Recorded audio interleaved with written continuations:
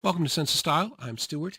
8 modern fragrances that are destined to be all-time classics. So what do I mean by an all-time classic? I'm thinking of fragrances that from their release date, 50 years hence, they're still going to be in the public consciousness. There's still going to be a segment of the population interested in buying it. They're still going to be for sale, and it's going to have some kind of name recognition. I'm thinking of fragrances like Polo Green. This is coming up on 50 years.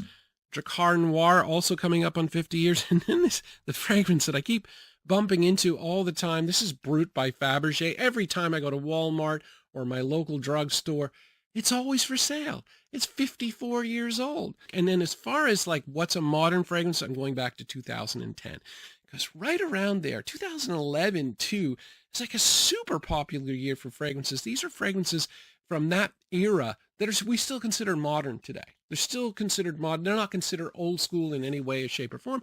So 2010 and later, that's a modern fragrance. And these ones are going to be classics.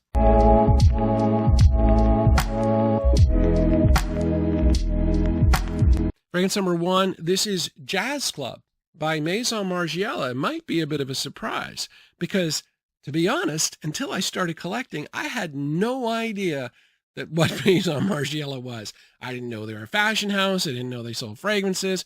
But this is a popular brand in the fragrance community, and I do think Maison Margiela will eventually enter the public consciousness more. And as far as fragrances from Maison Margiela goes, this one, especially for men, is iconic. And the reason I know this is because I have a Sephora near my place, and I go there a lot to test fragrances, and then I try Jazz Club. I'm like, okay, I need to buy it.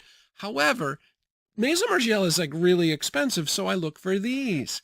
These are like 10 milliliter decants, so that's more than enough for me. And, so I wanted to buy one of Jazz Club.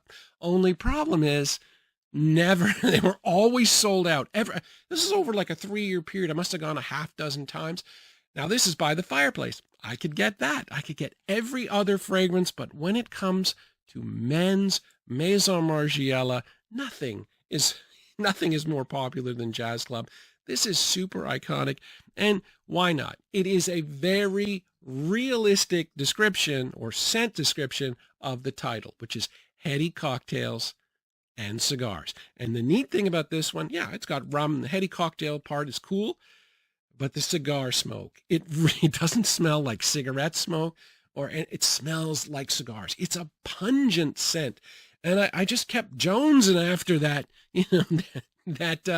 that cigar smoke scent. It really is realistic. It's got good performance. It's very high quality. I think this one will be around 50 years. Fragrance number 2, this is Santal 33 by Labo. And this is a fragrance that's not popular in the fragrance community. I don't hear about it much at all. But boy, you get outside of that community to people that have a lot of money, people that are trendy, celebrities, that kind of thing. I mean, this thing is super iconic. It's absolutely, and the funny thing is, I mentioned trendy people. And the neat thing about this is I read an article on this lately, and it said that this is a fragrance, and I believe it. This is a fragrance you cannot wear in a subtle way.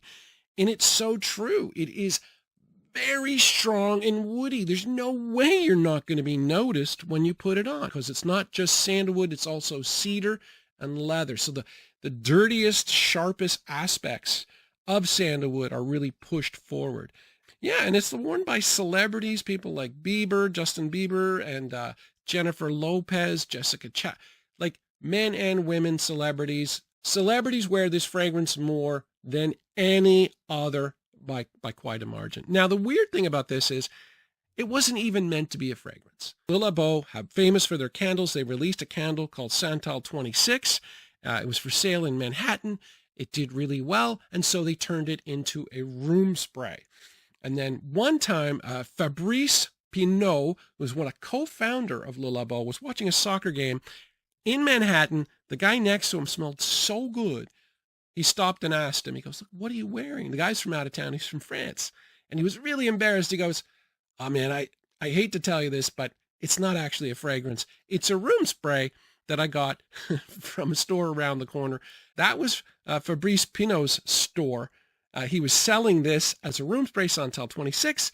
He went back to his partner, and they're like, okay, we got to make a fragrance. They added a few ingredients, called it Santal 33, and there you go.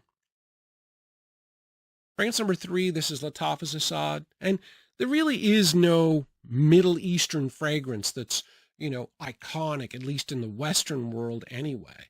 But I think those days are over. I think something like this, especially, will be iconic. You just look at the sales of Asad Zanzibar. I mean, for 6 weeks there, in the early summer, everybody was talking about it online. It was like iconic, and it's turned into a nothing burger. But it got that reputation because this thing is an icon. Now, I do think Sauvage Elixir, which this is a clone of, will also be iconic. But this will be iconic on its own right because it is kind of different. This is a gourmandy version of it. And they take the amber of Sauvage Elixir and they turn it into vanilla.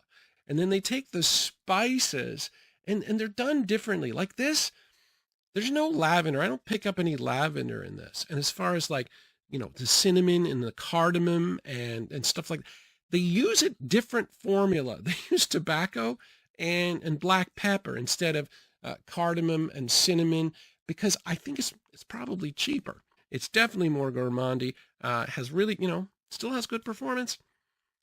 This bottle, get used to it, man. It's going to be around a while.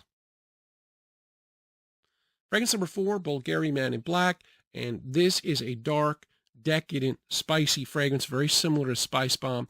That this DNA, whether it's Spice Bomb or whether it's this, it's probably going to be this, is going to be around in 50 years because it's so good. I always get frustrated when I have this in a video because I like to try it. And when I try it, I'm like, my God, that is so good. Why did I buy a 30 ml bottle of it? Why didn't I buy more? This is one fragrance I wish I had done that with. Anyway, it is iconic. It opens with, for me anyway, a blast of rum. The rum dissipates a bit as it goes on. It's got tobacco, so the vice notes, rum and tobacco. It's also got leather. It's got a lot of spices. It's just a beautiful fragrance. It's got a very thick juice. At least my bottle, it goes on thick. It feels kind of oily, lasts a long time. Yeah, this one, iconic. Next up, we have Dior Sauvage Eau de Toilette. And yes, this had to be on the list. I'm sorry. I know there are a lot of people out there that find this boring and everything, but ultimately, when people look back in the teens and the 20s, this is going to be the most iconic designer fragrance. This is going to be around a long time. It's still the #1 seller on Earth. It's almost a decade old. So yeah, there's no going away from this. And it's pretty simple, really. It's just a hell of a lot of pepper. Szechuan and black pepper ups the sort of freshness of the ambroxan. There's a little bit of bergamot in here, but yeah, this one is iconic. It's very, very strong. The main thing about this one, though, is women love it, right? So, you're not going to argue with them. If they love it, I'm going to wear it. You're going to wear it. We're all going to wear it. Fragrance number 6, Creed Aventus.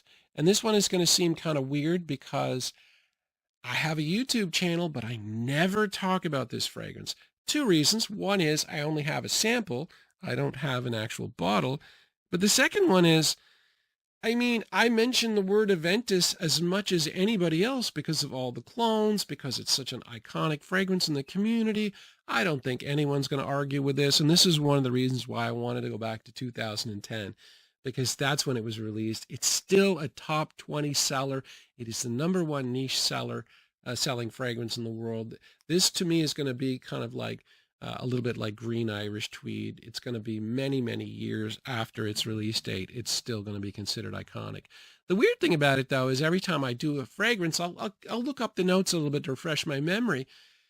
And I'm like, it's not just pineapple. There are 5 fruity notes in Aventus. 5. There's blackcurrant, lemon and bergamot.